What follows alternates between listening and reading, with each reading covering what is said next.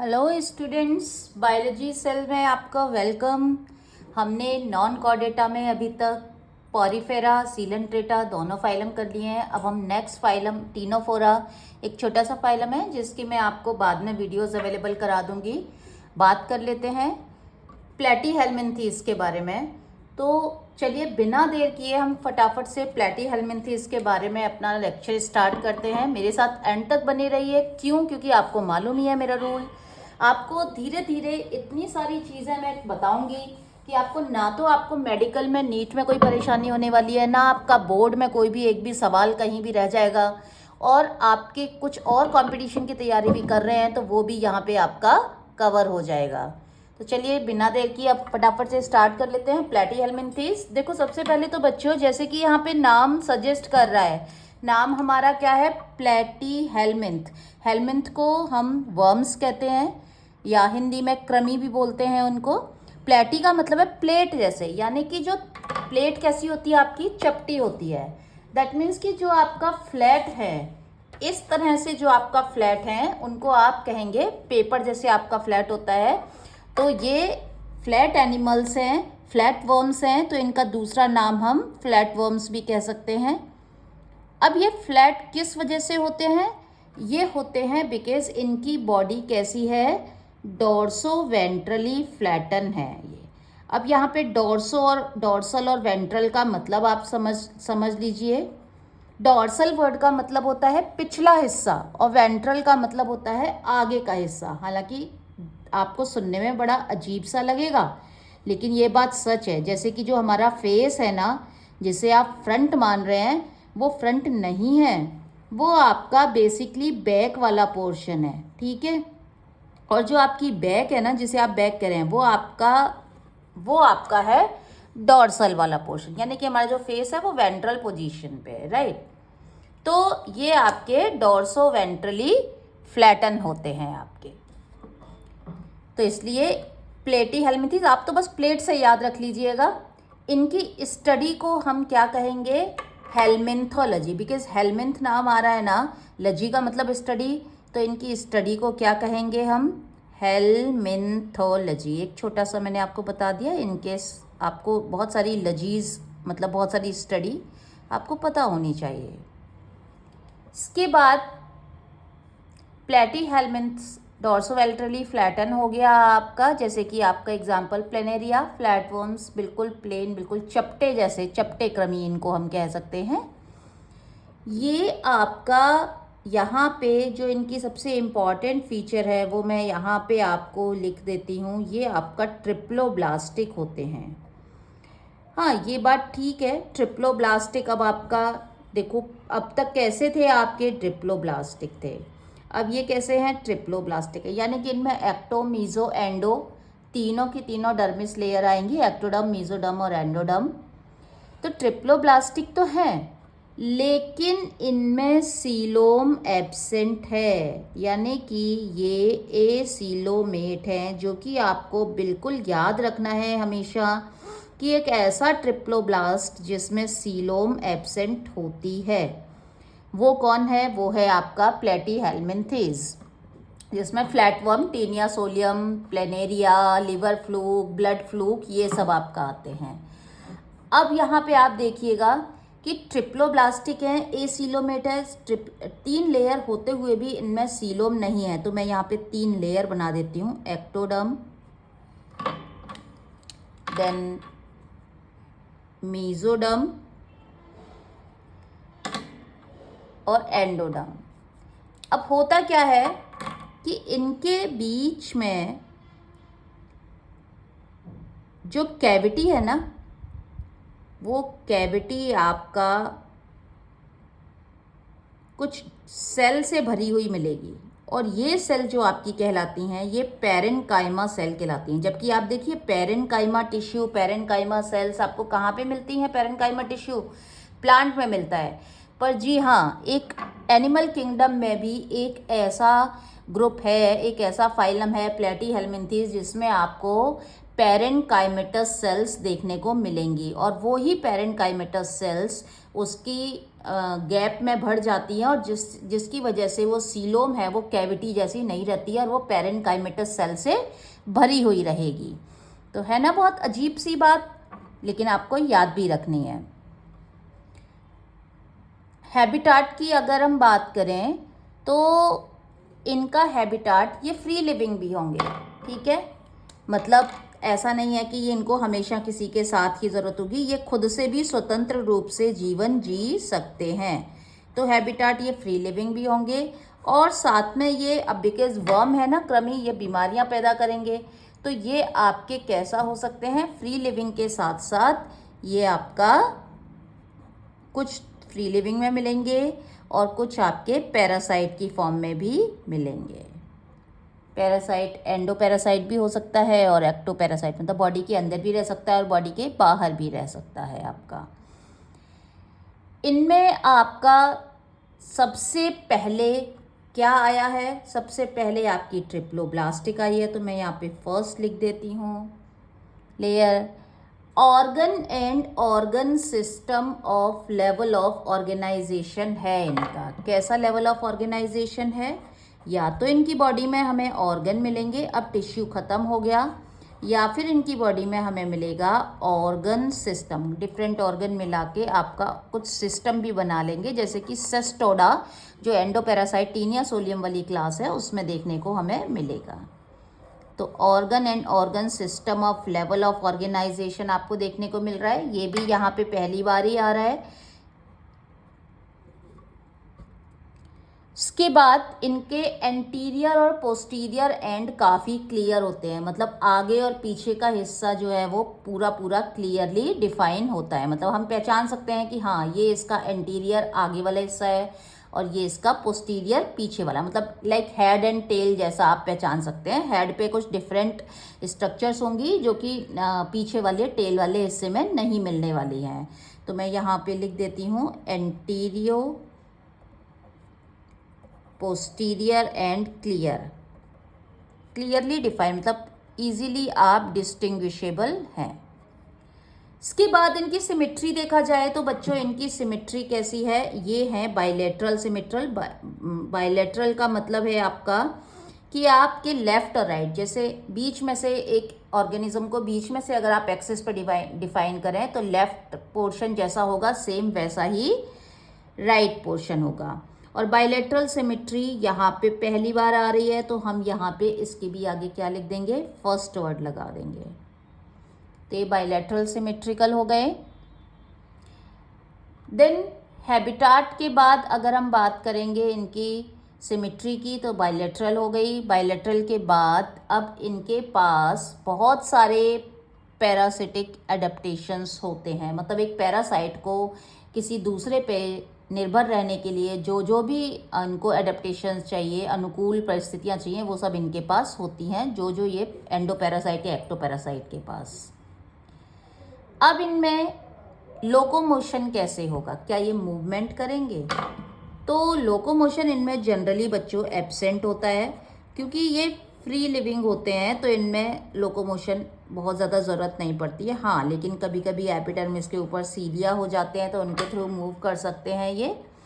तो लोकोमोशन की बात करें तो ये इनमें जो फ्री लिविंग होंगे उसमें हम कह सकते हैं कि सीलिया आपको मिल सकते हैं देखने के लिए, जो कि सीलिया माइन्यूट हेयर लाइक स्ट्रक्चर्स हैं जो कि आपका हेल्प कराती है मूवमेंट में, बहुत ज़्यादा तो नहीं देंगी। बट हाँ, इनके क्या होता है, इनकी बॉडी एक ऐसी होती है, स्लाइमी होती है, तो चिपचिपा होने की वजह से और छोटे छोटे हेयर लाइक प्रोजेक्शन से सीलिया, तो ये फिसल के आपका लोकोमोशन कर सकते हैं। तो ये स्लाइड करके आपका लोकोमोशन कर सकते हैं, इनकी बॉडी स्लाइमी रहती है। अब सर्फ बिकॉज स्लाइमी बॉडी इनकी रिक्वायरमेंट बन रही है, क्यों? क्योंकि इनमें एब्सेंस ऑफ लोकोमोटरी ऑर्गन है, इनमें कोई लोकोमोशन के लिए नहीं मिल रहा है। लेकिन हम ऐसा भी नहीं कह सकते कि बिल्कुल ही लोकोमोटरी ऑर्गन एब्सेंट होते हैं, किन्हीं किन्हीं में। अच्छा, एंडोपैरासाइट होंगे तो उनमें तो लोकोमोशन के ऑर्गन की ज़रूरत आपको बिल्कुल पड़ेगी नहीं क्योंकि अंदर पैरासाइट रह रहे हैं। बट हाँ, लोकोमोशन ऑर्गन तो नहीं होगा, लेकिन जो पैरासाइट होंगे, अब वो पैरासाइट को चिपकने के लिए ज़रूरत पड़ेगी कि नहीं पड़ेगी अपने होस्ट से। तो इनके पास होस्ट से चिपकने के लिए कुछ स्पेशल प्रोविजंस होते हैं, जैसे कि हुक्स एंड सकर्स। हुक्स ऐसे ही जैसे आपने कोई एंकर डाल दो, हुक डाल दिया और हुक डालने से वो चीज़ उसमें अटक गई, तो ये वहाँ पे उसकी एपिथेलियल लेयर पे अटक जाते हैं, एक्टो हैं या एंडो हैं तो चिपकने में। और सकर्स क्यों होते हैं? सकर्स सक करते हैं वहाँ से, उससे वहाँ की सेल और वहाँ के इमीडिएट होस्ट के जो भी है पार्ट, उससे वहाँ से वो अपना फूड सक करते रहते हैं। जैसे स्ट्रॉ होती है ना, तो ये स्ट्रॉ लाइक एक्शंस करते हैं सकर्स आपका, तो वहाँ से फूड को चूसते रहेंगे आपका। अब बात कर लेते हैं इनकी बॉडी वॉल की। तो ये जो एडहेजन हुक्स एंड सकर्स हैं, ये भी एक तरह का क्या हो गया, इसका पैरासिटिक एडेप्टेशन हो गया। मैं आपको साथ साथ में ही प्लैटीहेल्मिन्थेस पढ़ाऊंगी, तो यहाँ पे एक आपका एक्स्ट्रा क्वेश्चन बनता है बच्चों कि क्या क्या पैरासिटिक एडेप्टेशंस होती हैं। ये आपका 12th में भी है और आपका 11th में भी है। 11th में तो यहाँ पे आपका एनिमल किंगडम में क्लासिफिकेशन में आ जाता है, और 12th में आपका ये जब आप इकोसिस्टम वाला चैप्टर पढ़ेंगे, इकोलॉजी वाला, वहाँ पे भी आपका ये क्लियरली दे रखा है 12th में। तो मैं आपको जब साथ साथ पढ़ाऊंगी तो साथ साथ आपको बोलती जाऊंगी कि ये पैरासिटिक एडेप्टेशन है, ये एक पैरासिटिक एडेप्टेशन है। अब बात करते हैं इनकी बॉडी वॉल की, कि इनकी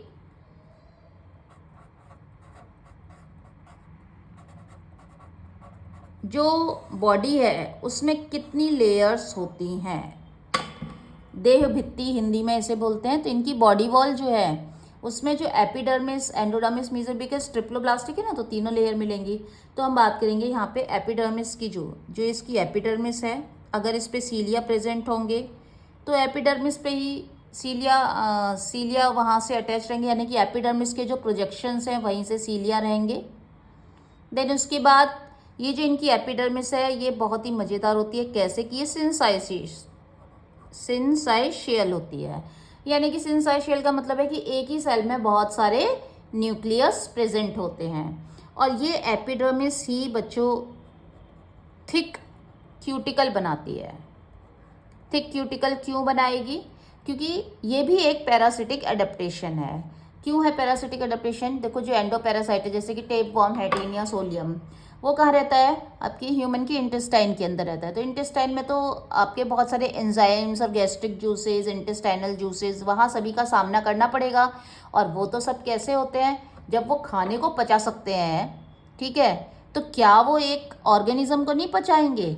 भाई कई कार्निवोर होते हैं, तो कार्निवोर में डाइजेस्टिव सिस्टम, एंजाइम ही तो उनको कार्निवोर्स को पचाते हैं, डाइजेस्ट करते हैं।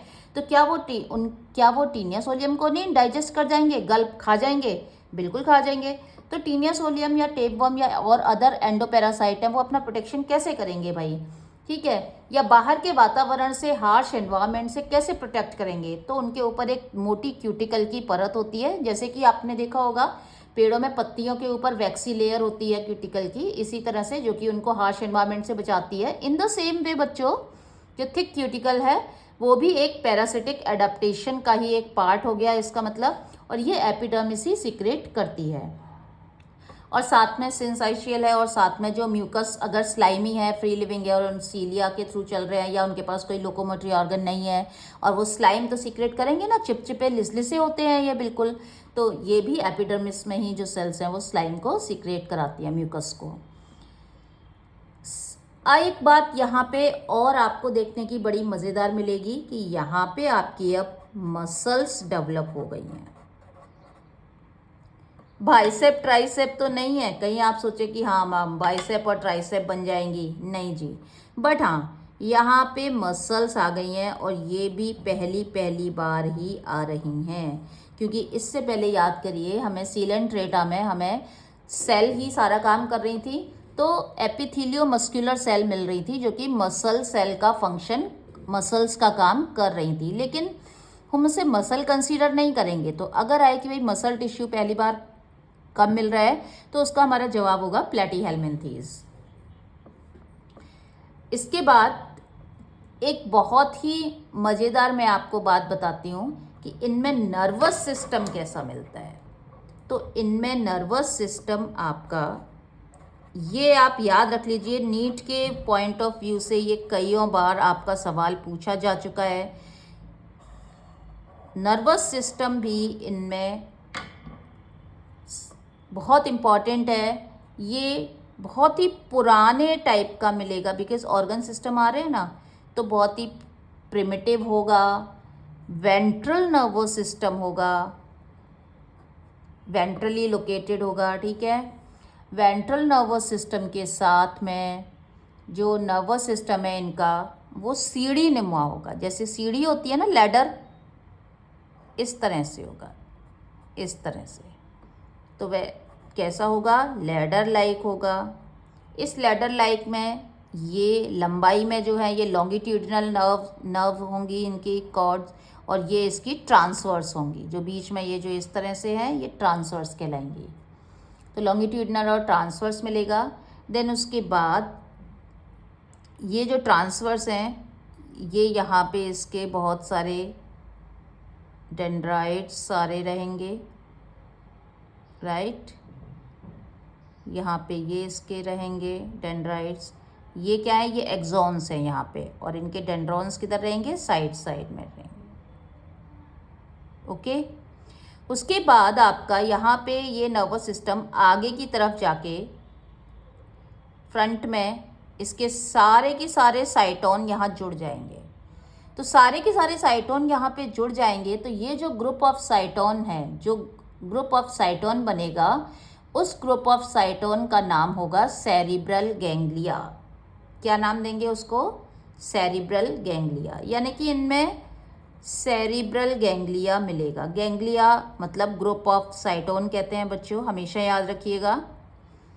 सेरिब्रल वर्ड आपको सेरिब्रल, सेरिबेलम कहाँ मिलता है? 10th क्लास में सभी पढ़ के आ चुके हैं। ब्रेन का पार्ट है, यानी कि यहाँ पे ब्रेन जैसा स्टार्ट हो गया है। बिकॉज ब्रेन में भी क्या होता है ना, आपका ब्रेन जंक्शन है ना हमारा, जहाँ पे सारे के सारे आपके जो बहुत सारा नर्वस सिस्टम है, जहाँ पे सारा आके मिल रहे हैं, तो वहाँ पे सबसे ज़्यादा हाईएस्ट आपके मैसेजिंग एक्टिविटी फास्ट होगा नर्वस सिस्टम।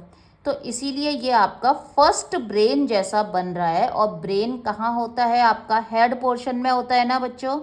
तो यहाँ पे ये हेड जैसी स्ट्रक्चर आएगी। तो यानी कि पहली बार मैं कहूँ तो यहाँ पे सिफिलाइजेशन स्टार्ट हो रहा है। सिफेलिक वर्ड का मतलब है हेड, और हेड बनने का प्रोसेस, फॉर्मेशन, सिफिलाइजेशन। तो ये भी यहाँ पे पहली बार हो रहा है। तो ये बात हो गई सिफिलाइजेशन। अब इसका मतलब देखिए, यहाँ पे नर्वस सिस्टम में भी बायलैटरल सिमेट्री मिल गई है ना। आप बीच में से कट करेंगे तो बिल्कुल जैसा पोर्शन इधर मिल रहा है वैसा इधर मिल रहा है। दैट मीन्स कि आप एक तरह से, अगर आपके आ जाए कि हाँ भाई क्या रीजन असर्शन में सपोज आ गया कि बायलैटरल होता है प्लैटीहेलमिन्थेस में, तो आपको कंफ्यूज नहीं होना है। जी हाँ, बिल्कुल बायलैटरल होता है। आप इसको बीच में से कट करिए, जैसा आपको इधर पोर्शन मिलेगा सेम वैसा मिलेगा। तो इस तरह से अब बात करेंगे कि इनमें क्या, इनमें सेंस ऑर्गन्स मिलेंगे?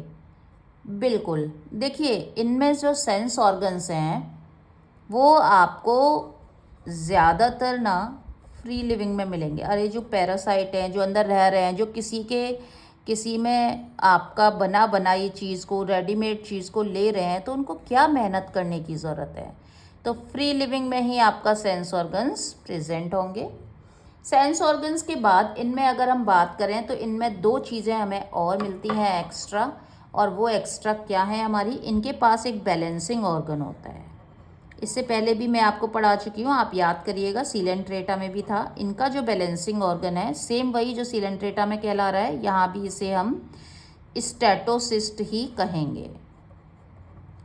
और साथ में इनके पास एक आई स्पॉट जैसा भी होता है, और साथ में इनके पास क्या मिलेगा? आई स्पॉट। अब आप कहेंगे मैम आई स्पॉट क्या आँख क्या देखने का काम करेगी? हमारी आँखों में रोड और कॉर्न सेल होती है ना, जो कि लाइट के लिए सेंसिटिव होती हैं। तो बिल्कुल यहाँ पे भी ऐसा ही रहेगा। यहाँ पे ये लाइट सेंसिटिव पार्ट है, इसका लाइट सेंसिटिव पार्ट है, और जो कि महसूस क्या कराता है कि भाई उसका कोई प्रेडेटर तो नहीं आ रहा है, ठीक है, प्रे एंड प्रेडेटर, ओके। तो इसके प्रेडेटर्स को पहचानने में मदद करता है। अब डाइजेस्टिव सिस्टम, बॉडी प्लान इनका बहुत ही सिंपल है। बॉडी प्लान की अगर मैं आपको बात करूं तो ये ब्लाइंड सैक बॉडी प्लान है। ब्लाइंड सैक में आपको पता ही है, पहले भी ब्लाइंड सैक ही था, इससे पहले भी। ब्लाइंड सैक बॉडी प्लान वो होता है बच्चों जिसमें आपका, जैसे आपका थैला होता है ना, भरने का होता है, एक ही जगह होता है और नीचे निकलने का कुछ नहीं है। तो ब्लाइंड सैक बॉडी प्लान का मतलब हो गया कि इनके पास आपका माउथ तो है लेकिन एनस नहीं मिलेगी। माउथ तो है लेकिन एनस एब्सेंट होगी। तो इस तरह के आपके बॉडी प्लान को आप, माउथ रहेगा, एनस एब्सेंट रहेगी, इसको आप ब्लाइंड सैक बॉडी प्लान कहेंगे। बात करूं अगर मैं इनका डाइजेस्टिव सिस्टम की, तो डाइजेस्टिव सिस्टम इनमें आप ही बता दीजिए अब मुझे, क्या इनमें डाइजेस्टिव सिस्टम मिलना चाहिए या नहीं मिलना चाहिए। देखिए डाइजेस्टिव सिस्टम जो फ्री लिविंग होंगे बच्चों उनमें तो मिलेगा, लेकिन जो पैरासाइट हैं, जो पका पकाया खाना खा रहे हैं, जब तक आपकी मम्मी आपको खाना बना के दे रही है, क्या आपको जहमत उठाओगे कि जाके मैं बना लूँ? आप बोलोगे मैगी भी मम्मी आप ही बना दो, है ना। तो भाई जब तक पका पकाया खाने को मिल रहा है उनके पास डाइजेस्टिव सिस्टम रखने की क्या ज़रूरत है। तो इसका मतलब जो एंडो और एक्टो पैरासाइट है उनके पास तो डाइजेस्टिव सिस्टम नहीं होगा। ये भी एक पैरासिटिक एडेप्टेशन हो गया इसका मतलब। और दूसरा उनका पैरासिटिक एडेप्टेशन एक ये भी हो जाएगा जो मैं आगे बताऊंगी कि डाइजेस्टिव सिस्टम के साथ जब दूसरे का पका पकाया खाना खाएंगे तो उसको स्ट्रॉ की तरह सक भी करना पड़ेगा ना। तो यह है हुक्स एंड सकर्स मैं आपको ऑलरेडी बता ही चुकी हूँ। तो क्या फ्री लिविंग में डाइजेस्टिव सिस्टम मिलेगा? बिल्कुल मिलेगा जी। फ्री लिविंग मतलब, अगर मैं बार बार आपको कह रही हूँ कि free living Platyhelminthes, that means मैं बात करना चाह रही हूँ, आप अपने दिमाग में जहन में रखिए प्लेनेरिया की। डोगेसिया उसका दूसरा नाम होता है। तो प्लेनेरिया में आपको डाइजेस्टिव सिस्टम देखने को मिलेगा। यहाँ पे गौर करिए, ये एक प्लेनेरिया है, फ्लैट वर्म, बिल्कुल चपटा। ये जो प्लेनेरिया है, ये प्लेनेरिया जो मैं आपको बता रही थी कि ये म्यूकस स्लाइमी लेयर है, फ्री लिविंग है ना, तो slimy, absence of locomotory organ, slimy चिपचिपा करके जब ये चलेगा तो ये म्यूकस को सीक्रेट करता जाएगा और इस लेयर चिपचिपी हो जाएगी, ये फिसल फिसल के उस पर मूव करेगा। तो ये जो प्लेनेरिया है, यहाँ पे आप देखिए, आपको इस प्लेनेरिया में ब्रेन जैसा भी, मैंने ब्रेन लिखा हुआ है, दैट मीन्स कि आपका ये जो है सेरिब्रल गैंग्लिया, ये इसी को हम प्रिमिटिव ब्रेन कहेंगे, एकदम ब्रेन की स्टार्टिंग है, ये मिल रहा है आपको। हेड जैसा पोर्शन मिल रहा है, ये देखिए यहाँ पे ये हेड है, तो ये हेड जैसा पोर्शन मिल रहा है आपको। उसके अलावा यहाँ पे आई स्पॉट मिल रहा है आपको, मैंने लिखा है ना आई स्पॉट है, लाइट सेंसिटिव है, जो उसको अपने प्रीडेटर से देखने, डिटेक्ट कर, प्रीडेटर को पहचानने में मदद करता है कि कोई प्रीडेटर तो नहीं आ रहा है उसको खाने के लिए, ओके, तो उसे भागना है, नहीं भागना है। तो ये इसका आई स्पॉट है।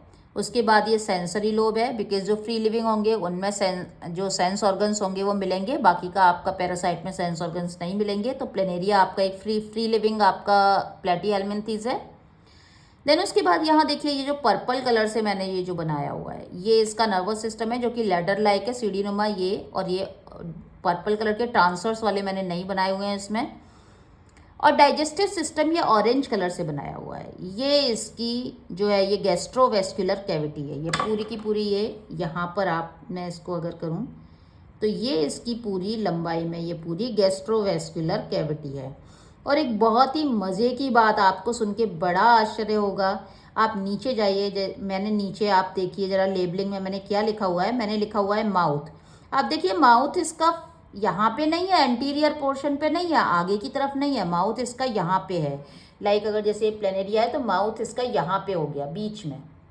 और ये लचीले, लिसले से चिपचिपे और बहुत ही सॉफ्ट और ऐसे लचीले टाइप के, अल्टीमेट फ्लेक्सिबल होते हैं ये, ठीक है। तो फ्लेक्सिबल क्यों होते हैं? फ्लेक्सिबल इसलिए होते हैं क्योंकि इनमें जो स्केलेटन है ना, वो इनका स्केलेटन सिस्टम, अगर मैं कहूँ तो वैसे हार्ड स्केलेटन सिस्टम तो इनमें नहीं होता, क्योंकि अगर हार्ड स्केलेटन सिस्टम होगा तो जो हार्ड स्केलेटन सिस्टम होगा तो वो अंदर कैसे रह पाएंगे भाई, वो तो वे कड़क हो जाएंगे ना। तो अगर इंटेस्टाइन में रहना है तो इनको लचीला होना पड़ेगा। तो इनका स्केलेटन सिस्टम कैसा होता है? हाइड्रो स्केलेटन, मतलब इनके अंदर पानी जैसा, पानी भरा हुआ है अगर, या कोई फ्लूइड ही भरा हुआ है, फ्लूइड वाला, तो वो इनका फ्लूइड जो होता है वो इनको शॉक जग से बचाता है और इनको हार्डनेस भी प्रोवाइड कर रहा है, ठीक है। तो इनमें हाइड्रोस्केलेटन है। सिलेंट्रेट्स में भी तो आपका हाइड्रोस्केलेटन ही था। आपका सिलेंट्रेट में जो कैविटी जा रही है सिलेंट्रॉन, उसमें पानी भरा हुआ है, तो वो भी तो एक हाइड्रोस्केलेटन ही हुआ। तो यहाँ पे आप देखिए कि अगर डाइजेस्टिव सिस्टम का मैं बता रही थी आपको, तो यहाँ पे माउथ है इनका, ये माउथ है, तो ये फ्लेक्सिबल तो होते ही हैं, पत्ती किसी तरह है, तो ऐसे चिपके और ऐसे ऊपर उठ गए, यूँ सरफेस से ऐसे चिपका और ऐसे ऊपर उठ सकते। तो यहाँ सेंटर से आपका माउथ से वो बिल्कुल चिपक जाते हैं और माउथ से अपना फूड वहाँ पे लेते रहते हैं। और माउथ के बाद इनकी क्या है, यहाँ पे ये देखिए, ये फेरिंग्स है। फेरिंग्स कहाँ पे खुल रही है, ये इसकी गैस्ट्रोवेस्कुलर कैविटी में खुल रही है। ये जो ऑरेंज कलर से मैंने बनाई है तो पूरी लंबाई में, तो इनका फूड जो है यहाँ पे आपका डाइजेस्ट हो जाएगा। तो हाइड्रोस्केलेटन सिस्टम की बात हमने कर ली, जो कि इनको लचीलापन दे रहा है, बहुत ही फ्लेक्सिबिलिटी दे रहा है। तो अगर आपसे पूछा जाए कि क्या स्केलेटन होता है, नहीं, स्केलेटन नहीं होता, क्योंकि हम स्केलेटन किसे मान रहे हैं, हम स्केलेटन मानते हैं इनका कि भाई बोन्स और ये सब हार्ड वाला, तो वो स्केलेटन तो इनमें, बोन या कार्टिलेज अगर हो तो वो स्केलेटन तो इनमें नहीं है, या बोन जैसी कोई भी स्ट्रक्चर या कार्टिलेज जैसी कोई भी स्ट्रक्चर नहीं है। जो इनमें फ्लूइड है वही इनको शेप प्रोवाइड करा रहा है।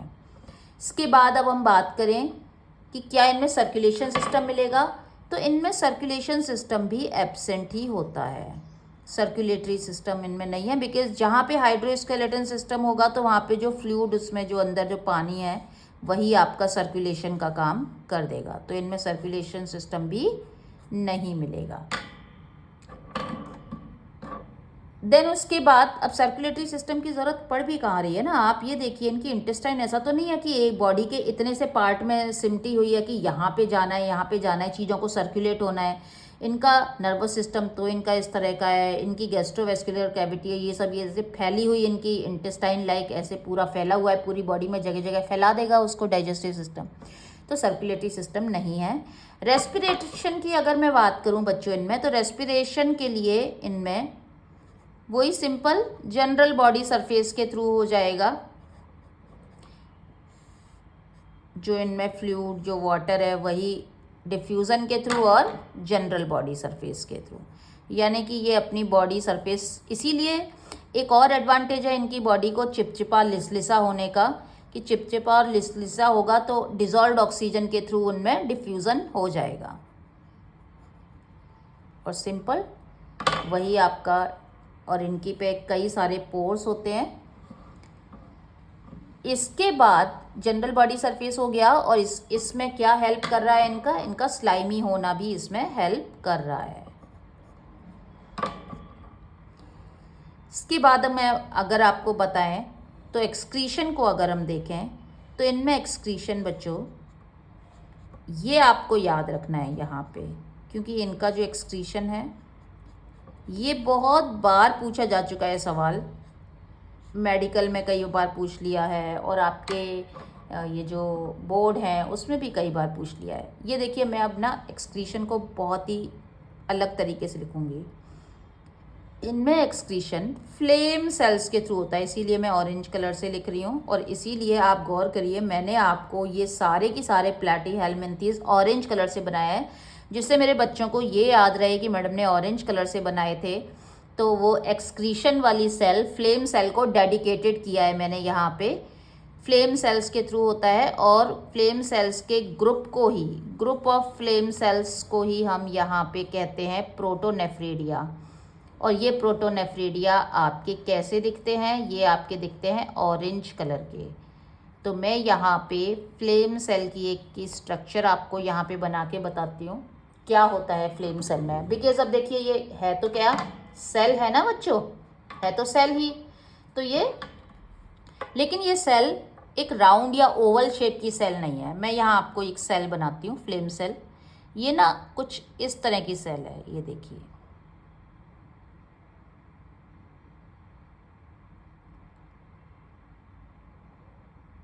बन गई, ये शेप है सेल की। और इसमें भरा हुआ है आपका पूरा साइटोप्लाज्म, तो मैं यहाँ साइटोप्लाज्म बना देती हूँ। इसका यहाँ पे न्यूक्लियस हो जाएगा फ्लेम सेल का।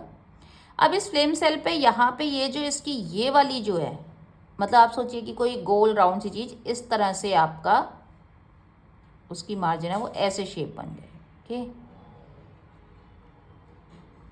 यहाँ पे कुछ ग्रेन्यूल्स होते हैं जिन्हें कहते हैं बेसल ग्रेन्यूल, और यहाँ से गुच्छे की गुच्छे बहुत सारे जो सीलिया हैं वो निकले रहते हैं। बेसल ग्रेन्यूल से क्या निकले रहेंगे?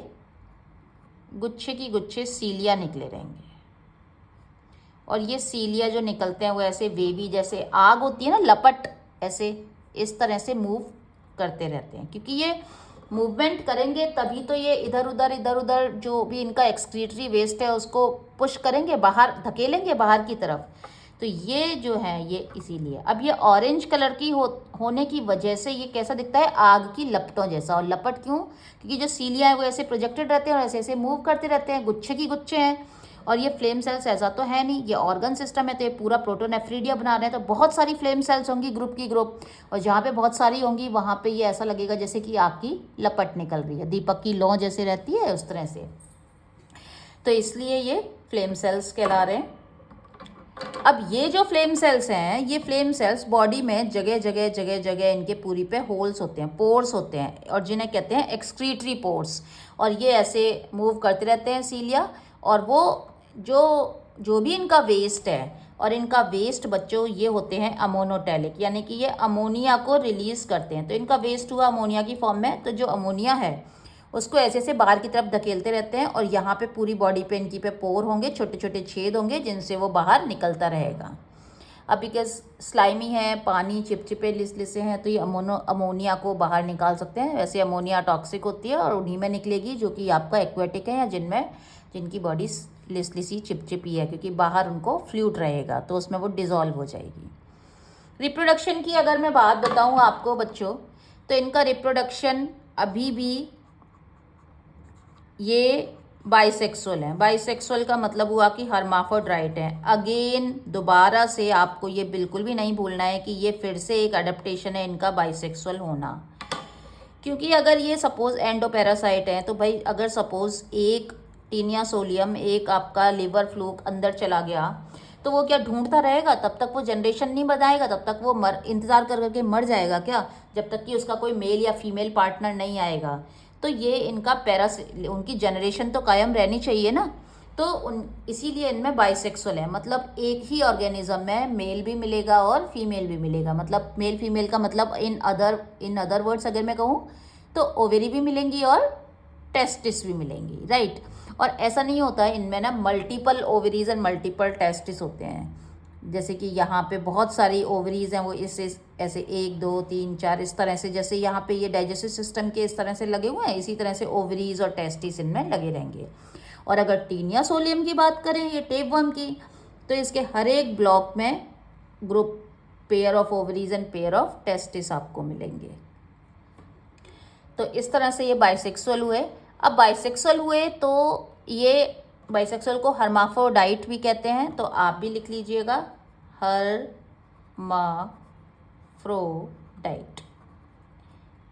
जब एनिमल आपका बाइसेक्सुअल होते हैं तो उसको हम हर्माफ्रोडाइट कहते हैं।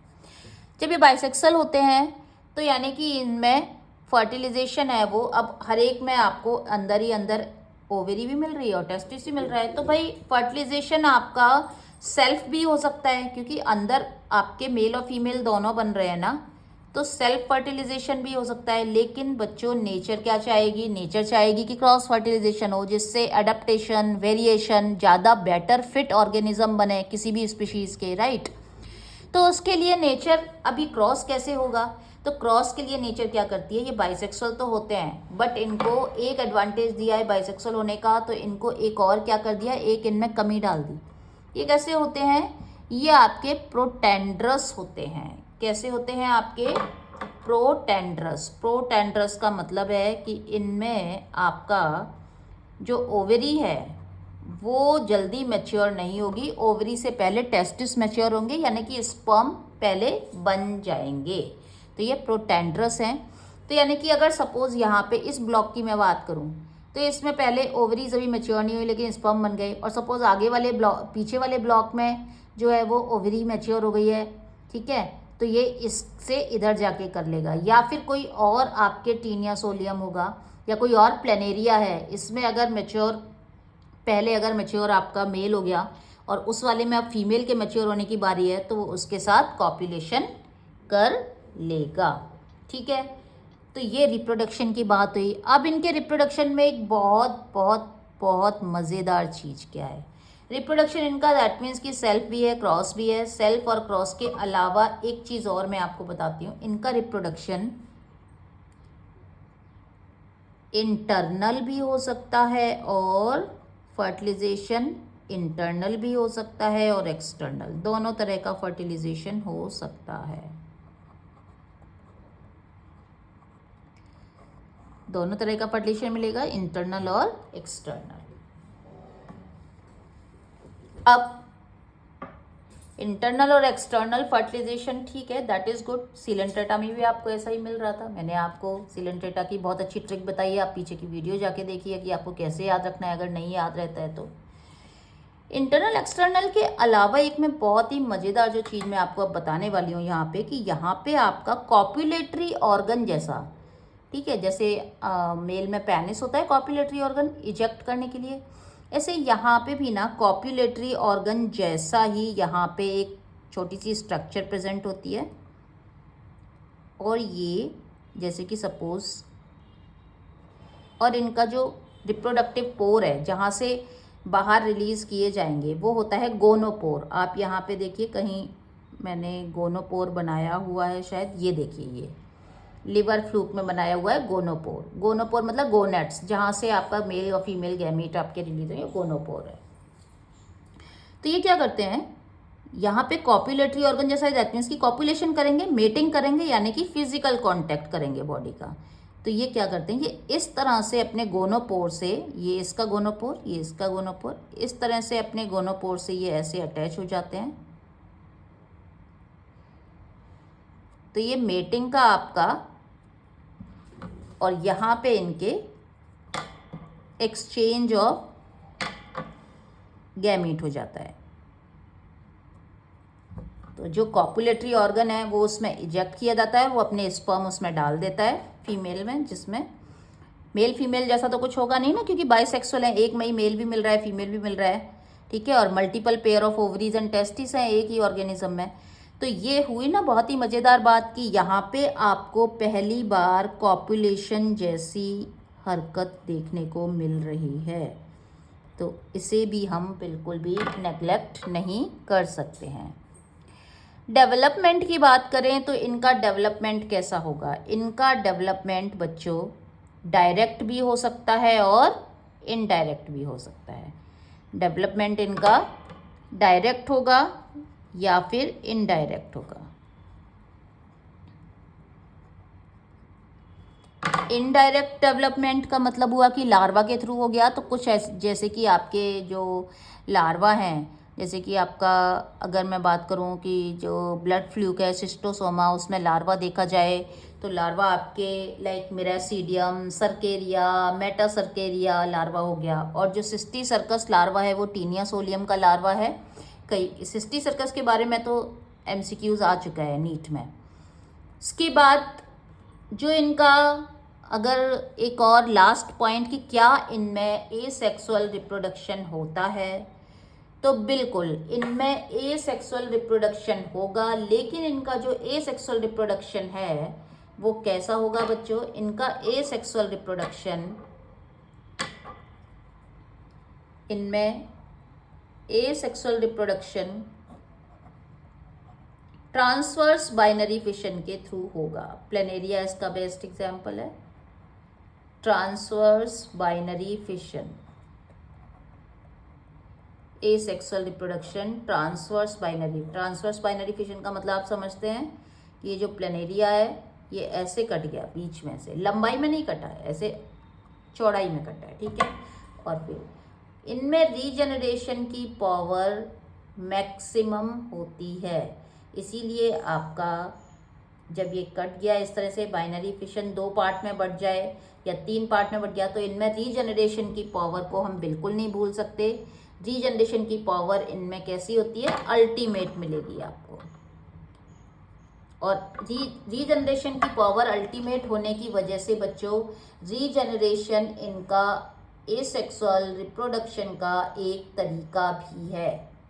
ठीक है, आपको ये बिल्कुल भी नहीं भूलना है कि जब किसी ऑर्गेनिज्म में रीजनरेशन मतलब सेल्स और उसकी बॉडी की सेल्स या बॉडी की जितने भी ऑर्गन है वो बनाने की कैपेबिलिटी हाईएस्ट लिमिट पे हो जाए, तो ये इसका मतलब ये हुआ कि जो सेल्स हैं उसमें टोटीपोटेंट सेल हैं, वो टोटीपोटेंट सेल वो पूरे के पूरे ऑर्गेनिज्म को बना सकती हैं। तो यानी कि रीजनरेशन लोअर एनिमल्स में आपका एक तरह से रिप्रोडक्शन का मेथड भी हो जाता है। तो ये भी बात हमें यहाँ पे बिल्कुल नहीं भूलनी है। इसके बाद एक बहुत मज़ेदार बात जो टीनिया सोलियम के बारे में, टेपवर्म के बारे में आपको बताना चाहूँगी, वो ये कि इसमें बहुत एडेप्टेशन रिप्रोडक्शन से रिलेटेड भी होता है। कैसे? टीनिया सोलियम में आप यहाँ पर देखिए, ये इसके हुक्स एंड सकर्स, ये जो हेड वाला पोर्शन है ये मैंने यहाँ पे एनलार्ज करके बनाया हुआ है। ये इसका जो हेड वाला पोर्शन है, ये माउथ जैसा जो स्ट्रक्चर है, ये रोस्टेलम हो गया इसका। यहाँ पे बहुत सारे कांटे जैसी स्ट्रक्चर हुक्स रहती हैं जिनके थ्रू ये अपने आप को ह्यूमन की इंटेस्टाइन में ऐसे करके बांध लेगा, अपने वहाँ से चिपक जाएगा बिल्कुल हुक्स के थ्रू। देन उसके बाद ये उसमें सकर्स प्रेजेंट होते हैं, बहुत ही मस्कुलर स्ट्रक्चर है, ये सकर्स प्रेजेंट होते हैं। और ये जो सकर्स हैं ये सक करते हैं फूड को, तो इस रीजन को तो कहते हैं आपका स्कॉलेक्स। तो स्कॉलेक्स आपका इसका मतलब हेड रीजन में मिल गया, तो एक तरह से स्कॉलेक्स में be considered as a head. तो अगर आपका घुमा फिरा के क्वेश्चन आए तो आपको कंफ्यूज नहीं होना है, स्कॉलेक्स को आप हेड की तरह से भी कंसीडर कर सकते हैं। देन उसके बाद बिकॉज सिविलाइजेशन स्टार्ट तो हो ही गया है ना यहाँ पर। देन उसके बाद इसका नेक वाला पोर्शन है। नेक वाले पोर्शन में आपके ये जो इसके ब्लॉक्स हैं ना बच्चों, ये इसके जो ब्लॉक्स हैं, ये ब्लॉक्स आपके प्रोग्लॉटिड कहलाते हैं। क्या कहलाते हैं? मैं एक के बाद एक को कलर करूँगी। ये ब्लॉक्स आपके प्रोग्लॉटिड कहला रहे हैं। आगे के जो नेक की तरफ के प्रोग्लॉटिड होते हैं वो इमैच्योर होते हैं। इमैच्योर का मतलब है कि इनमें टेस्टिस और ओवरी अभी अपने गैमीट बनाने की पावर नहीं है, मतलब ये अभी बचपन की फेज़ में, जुवेनाइल फेज में है। जैसे जैसे आप यहाँ पे नीचे देखेंगे ये जो ब्लॉक्स हैं प्रोग्लॉटिड्स हैं, ये बड़े होते जा रहे हैं और इनमें टेस्टिस और ओवरी मैच्योर होते जा रहे हैं। और ये जो टेस्टिस एंड ओवरी हैं, ये टेस्टिस एंड ओवरी जब ये इंटरनल फर्टिलाइजेशन कर लेंगे, बिकॉज मैंने आपको बताया ना कि इसमें इंटरनल फर्टिलाइजेशन एक पैरासिटिक एडेप्टेशन है एक उसके लिए बहुत बड़ा, क्योंकि उसको तो जनरेशन्स बनानी है। तो जब ये इंटरनल फर्टिलाइजेशन करेंगे तो आफ्टर फर्टिलाइजेशन, क्या याद रखना है आपको, आफ्टर फर्टिलाइजेशन, ये सपोज इन सब में फर्टिलाइजेशन हो गया, सपोज मैंने यहाँ पे ये जो बनाया है इनमें फर्टिलाइज होके एग बन गए, राइट। अब इनमें फर्टिलाइज होके एग बनने के बाद अब ये क्या करेंगे, अब ये आफ्टर फर्टिलाइजेशन ये क्या करते हैं, ये जो इनके प्रोग्लॉटिड हैं ये यहाँ से इससे बिल्कुल टूट जाएगा। जैसे पत्ती झड़ जाती है ना पेड़ से अपने आप जब वो पक जाती है तो, ठीक है, या फल जब पक जाता है तो वो अपने आप ही गिर जाता है ना पेड़ से। तो जब ये मैच्योर हो जाएंगे और फर्टिलाइज हो जाएंगे, इनके प्रोग्लॉटिड्स में एग्स बन जाएंगे, फर्टिलाइजेशन के बाद ये अपने आप ही यहाँ से अलग हो जाएंगे। और इसके अलग होने के प्रोसेस को ही हम बच्चों कहेंगे एपोलिसिस। ये स्पेशली जो बच्चे हमारा कंपटीशन दे रहे हैं ये उनके लिए मैं बता रही हूँ, और जो बोर्ड जिनका एम है वो भले ही बेशक एपोलिसिस नाम याद रखें, सिर्फ इस फिनोमिना को याद रखते हैं कि हाँ भाई ऐसा भी कुछ होता है। यानी कि एपोलिसिस अगर मैं कहूँ तो मैच्योर फर्टिलाइज एग वाला प्रोग्लॉटिड नया ऑर्गेनिज्म जब बनाएगा तो वो कहलाएगा एपोलिसिस, यानी कि इनके प्रोग्लॉटिड के अलग होने का प्रोसेस जो कि मैच्योर हैं और फर्टिलाइजेशन के बाद, इंटरनल फर्टिलाइजेशन। तो फिर बच्चों एक टर्म आती है स्ट्रॉबिलाइजेशन। स्ट्रॉबिला क्या कहलाता है, तो स्ट्रॉबिला जो है यानी कि जब ये अलग हो जाएंगे तो यहाँ से जो प्रोग्लॉटिड है ना, ये स्ट्रॉबिला रीजन भी कहलाता है, ये प्रोग्लॉटिड है, यहाँ से छोटे छोटे ब्लॉक्स ये बढ़ना चालू होंगे, यानी कि ये यहाँ से बनते रहेंगे और नीचे जाके झड़ते रहेंगे। तो ये जो इसमें नए प्रोग्लॉटिड का ऐड होना नेक वाले पोर्शन की तरफ वो कहलाता है स्ट्रॉबिलाइजेशन। तो यानी कि स्ट्रॉबिलाइजेशन में हमेशा बच्चों इमेच्योर प्रोग्लॉटिड ऐड होंगे नेक वाले रीजन की तरफ से, जबकि एपोलिसिस का जो प्रोसेस है उसमें मैच्योर प्रोग्लॉटिड अलग होंगे और वो फर्टिलाइजेशन के बाद ही अलग होंगे। उसके बाद एक और बात मैं बताती हूँ आपको, टीनिया सोलियम सिस्टोडा क्लास में आता है। इसमें एंडोपैरासाइट आते हैं और इसकी एक क्लास है टर्बिलेरिया। टर्बिलेरिया क्लास में फ्री लिविंग आते हैं जैसे कि हमारा प्लेनेरिया, और जबकि जो ट्रीमेटोडा क्लास है जिसमें लीवर फ्लूक आता है उसमें आपके एक्टो और एंडो दोनों पैरासाइट आते हैं। इनमें आपका टीनिया सोलियम टेपवर्म जिसका नाम है उसमें आपको स्यूडो सेगमेंटेशन देखने को मिलता है। या आपको सेगमेंटेड लग रही है ना बॉडी, दैट मीन्स कि इसमें स्यूडो सेगमेंटेशन देखने को मिलेगा। तो इन शॉर्ट बच्चों आपका इस तरह से ये पूरा कंप्लीट हो गया। इसी तरह से हमें लाइक, सब्सक्राइब एंड शेयर करते रहिए।